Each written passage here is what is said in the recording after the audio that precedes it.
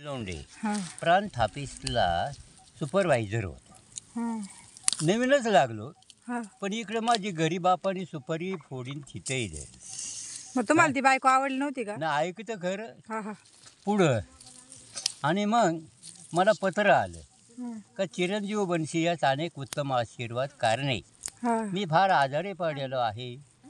सुपारी वाटून मोकळा पाहुणींची गडबडी इथं हां हां मला पत्र पोचलं हां आणि मी पत्र लिहिलं. माझ्या सगळे ते अंतर्दिशी पडलेली हाताखाली 2 पोरं हां हां आणि पत्र लिहिलं का वडिलांच्या सेवेची बालकी बनशी यांचा साष्टांग दंडवत कारणे तुमचं पत्र पोचलं. हां हां तुम्ही फार आजारी आहे तरी काळे डॉक्टर चांगला आहे त्यांच्याकडून आपलं दुखणं बरं करून घ्या आणि हे पत्र त्यांना दाखवा. मी त्यांना हे आल्यावर सगळे पैसे देऊन टाकतो. पहा बाप म्हणतो पहा कारच्या म्हणला त्याचं लग्न त्याचा नाही पत्या आणि मान सगळे पाहुणे रावळे गोळा झाले ना. हां हं. शेवटी तो भेगा वागून आला हॉटेलवाला पार्लरला आणि म्हणला मला फोन करायचं. कोण होतं मी म्हणजे भिका काढलो कुठं फोन करायचं म्हणजे प्रांत ऑफिसला. कोणला आमचा भाषा आहे म्हणजे बनशी भाडा जिल्हा. हां हां आमचे अधिकारी का करा करा फुकाट फुकाट फुकाट फुकाट फोन. मग काय म्हणले ते ए जावाई बापानी पत्र लिहिले घरी येऊन बघ काय तारा झाली ती यायला म्हणलं बाप का मी याला काय नू.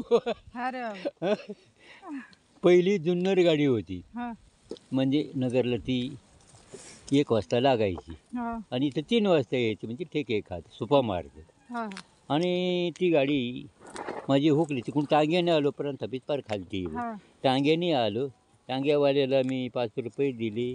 तो म्हणतो 2 रुपये छुट्टे लो 2 रुपये छुट्टे और मेरे पास दे पर हम 3 रुपये का चाय पेगा. मेरे मा 5 रुपये 3 रुपये फुकट गेले. चाय पेगा बरं चहा पे बाबा 3 रुपये आणि टांग्याने 2 रुपये तिथं आलो त्याला. मग डेपो अधिकाऱ्याला विचारलं अहो नगर जुन्नर गाडी म्हणजे तुमचं झालं का लग्न मग? ऐकतं खरं हां खरं तर खरी तर खरी गोष्ट आहे. हां हां हां सांगा तंबाखू खाणारे आहे का कोणी?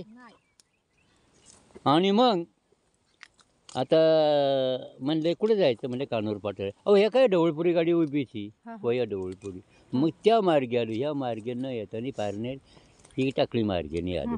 त्या सांड्याचा बडा आमचं माणसं जाळायचं बाबा असं डोकून बघितलं सरपण येऊन पडलं काय बापाचं त्याला सरपणही नाही इथं. स्टँडला गेलो. आता तिथं आता आमच्या सासऱ्याचा चुलत त्यांचा भाऊ होता हां सक्का भाऊ.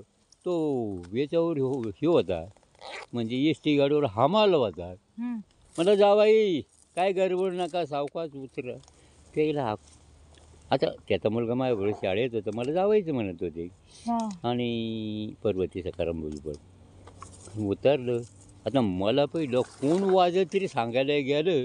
आता त्या दिवशी माझ्या हळद बरं का मला माहितीही नाही घरी आल्यावर कशी कथा झाली ती. आणि मग कोण वाजत तरी सांगायला गेलं माहीतही नाही. आलो घरी त्या राजा ठाकरेच्या दारापाशी पाहतो वरती असेल आता आई बाप तर उभे आहे तिथे. बाप तर चांगला दिसतोय असं पाहत राहिलो मी. गेलो माझ्या संग 3 माणसं संगत होती. गेलो बापाचं दर्शन घेतलं म्हणजे दादा कसं काय दादा म्हणतो बरं आहे. आई गेली तेवढ्यात कलवरे सांगायला गेली ऐकून घेतोवर मला माहीत नाही. घरात आलो तर बहिणी आल्या होत्या. एक वाघुंडे दिले आणि एक तुमच्या तिकडं वनकुटी दिलेली. माऊस बहिणीनेच पोरी उचललं पुढं. आणि मग बापाच्या पाया पडलो घरात गेलो. आता बहिणी म्हणते ए बनशा मी मग साहेब आहे पण मला बनशाच म्हणणार ना. बहिणी म्हणलं हो ए बनशा पाणी तर आपल्याला घे आंघोळ करून सेनी याला बरं झालं. तिकडं रोज गार पाण्याच्या आंघोळ्या कलेक्टरही पोचून प्रांतही पोचून गार पाण्याच्या आंघोळ्या. तिथं काय जा मला गरम पाणी गार पाण्याच्या आंघोळ्या सकाळचं पाणी तिकडून ते माळवी पिंपळाचं पाणी कोणीतरी सोडीत असे ते तळ्याचे येत असं. आमचा पोयाचा राहता सगळे अधिकारी. त्याच्यावर तुम्ही एवढे काय झाले कारण बाबा पगार पाण्यात काय आंघोळ करू करू. आता 15 दिवस झाले एकदा करतोय. थांबत काय. आणि मग पाणी भरतोय मात्र पाणी म्हणजे पुढं कोणी अडकलं तर मग मी भरतो. हा हा ते सांगितलं धाकट्या पोरांनी आपलं तेवढं पाणी भरलाच नाही बरोबर भरतो. थोडा आवाज मोठ्याने बोला म्हणजे आपल्या हा, ऐकायला followers ला दुसरं. ऐकू जाईल. हां आणि मग नाही तर मग बारीक बोललं त्यांना ऐकू नाही जायचं. नाही, बोलतो आणि पुढं बरं का हा, मग घरात गेलो. गरम पाण्याने आंघोळ केली, हातपाय घासले हा. नाणीमध्ये आणि आता फुल पॅन्ट आता अंडर पॅन्ट काढून टाकली आणि दुसरी घातली टावेल लावून. पुन्हा इजार नेसो फुल पॅन्ट आणि बनील घालायला लागलो. बनील घालून तेवढेच आल्या ना 5 पोरी. आई आली आणि बहिणी काय म्हणतात, ए बांशा बनील नको घालू. का बरं? आज तुझ्या हळद आहे. म्हणलं मग लग्न आहे काय? आता बरं आहे का बायको कोणाला माहीत नाही. या बरं वाजन तरी वाजत आहेत. यायला म्हणलं कोणाचे लग्न आहे का पाहायचं. माझीच वाजन तरी वाजत आहेत रस्त्याला आपल्या बाहेर घरातमध्ये. हा. आली ती सको एक तर बघ बोडकी ए म्हणशी तर शेवाया खायला. तर दारोदार जावं लागत होतो बरं का. मी गेलो शेवाया खायला. आता ती तळाव्याची बरी काय म्हणते, ए बनशी तुझी बायको गं तुला माहिती. म्हणलं नाही बो. अरे ती बुजवायची तुळसा नाही का बोबडी बोलली ती. ती बायको मला इथंच बायको आहे काय ना माय. ती बायको काय मला बॉम्बला एवढी डिंगरी तेवढी डिंगरीची राहिली.